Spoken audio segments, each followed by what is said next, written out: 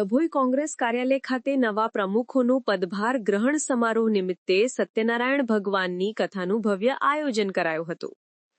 ડભોઈ શહેર અને તાલુકા કોંગ્રેસ સમિતિમાં નવા અધ્યાયની શરૂઆત થઈ છે. શહેરના સરદાર શોપિંગ સેન્ટર ખાતે આવેલી કોંગ્રેસ કાર્યાલય પર નવા નિમણૂક પામેલા હોદ્દેદારોએ વિધિવત રીતે પોતાનો ચાર્જ સંભાળ્યો હતો. આ શુભ પ્રસંગે સત્યનારાયણ ભગવાનની કથાનું ભવ્ય આયોજન કરવામાં આવ્યું હતું.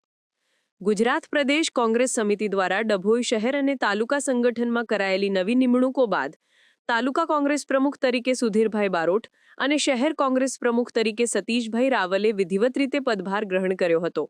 ધાર્મિક માહોલમાં શરૂ થયેલા આ કાર્યક્રમમાં બંને નવા પ્રમુખોએ સંગઠનને મજબૂત બનાવવા અને પ્રજાના પ્રશ્નોને વાચા આપવાનો સંકલ્પ વ્યક્ત કર્યો હતો. પદભાર ગ્રહણ કર્યા બાદ પ્રમુખ સુધીરભાઈ બારોટે જણાવ્યું હતું કે પ્રદેશ પ્રમુખ અને સિદ્ધાર્થભાઈ પટેલનું અમે હૃદયપૂર્વક આભાર માનીએ છીએ. તેમણે અમને ભાજપની જનવિરોધી નીતિઓ સામે લડવા માટે ફરી એકવાર તક આપી છે. આ સરકારી જુલમ અને મોંઘવારીથી જનતા થાકી ગઈ છે અને હવે પરિવર્તનનો સમય આવી ગયો છે. અમે જનતાના વિશ્વાસને તૂટવા નહીં દઈએ. કાર્યક્રમમાં ઉપસ્થિત કોંગ્રેસના તમામ કાર્યકરોમાં એક નવો ઉત્સાહ અને જોમ જોવા મળ્યો હતો. નવા પ્રમુખોની આગેવાનીમાં સંગઠન વધુ મજબૂત બનીને લોકોની વચ્ચે જશે તેવો વિશ્વાસ સૌએ વ્યક્ત કર્યો હતો.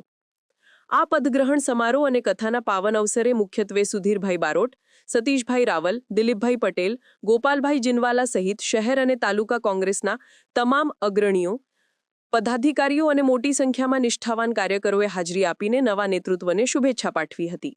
આ નવા પ્રમુખોની નિમણૂકથી ડભોઈમાં રાજકીય ગતિવિધિઓ તેજ બની છે અને આગામી સમયમાં કોંગ્રેસ ભાજપને મજબૂત ટક્કર આપવા તૈયાર થઈ છે. આજ રોજ પ્રદેશ કોંગ્રેસ સમિતિ દ્વારા સંગઠન સૂચન અભિયાન અંતર્ગત અમને જે જવાબદારી સોંપવામાં આવી છે તાલુકા અને શહેર પ્રમુખ તરીકે, તે બદલ અમે પ્રદેશના નેતા શ્રી અમિત ચાવડા સાહેબ તથા સિદ્ધાર્થભાઈ સાહેબનો ધન્યવાદ અનુભવીએ છીએ. તદુપરાંત અમારા જિલ્લા પ્રમુખ શ્રીનો પણ ખૂબ ખૂબ આભાર માનીએ છીએ, જસપાલસિંહ પઢિયારનો. અને આ જવાબદારી અંતર્ગત અમને આગામી તાલુકા પંચાયત, જિલ્લા પંચાયત અને વિધાનસભાની ચૂંટણીમાં અમારું સારામાં સારું પ્રદર્શન થાય એ હેતુ અમે સત્યનારાયણ ભગવાનની કથાનું આયોજન કરીને ભગવાનની કૃપા રહે અને આ જે દોષો અને બધું દૂર થાય અને પ્રજાને એક સારું વહીવટ મળે. જે અત્યારે પ્રજા ત્રાસી ગઈ છે, થાકી ગઈ છે, લોકો કંટાળી ગયા છે, લોકોના મગજ ભળી ગયા છે, કારણ કે આ લોકો ભયમુક્ત ભ્રષ્ટાચાર અને જે આચર્યો છે તે બદલ અમને ભગવાન સૌને સદબુદ્ધિ આપે અને આ પક્ષ અમારો મજબૂત બને તે હેતુથી અમે આજે કથાનું આયોજન કરીને ભગવાન અમને એમાં સદબુદ્ધિ આપે.